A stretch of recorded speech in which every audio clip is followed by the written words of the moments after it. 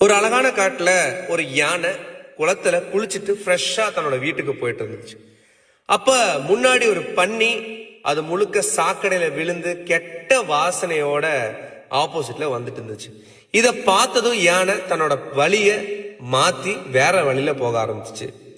அந்த பன்றி என்ன நினைச்சிச்சு அப்படின்னா மனசுல, அடடா இவ்வளவு பெரிய யானையே என்னை பார்த்து பயந்து ஓரம் போயிடுச்சு அப்படின்னு மத்த பன்றிங்கிட்ட போயிட்டு இத பத்தி சொல்லுது.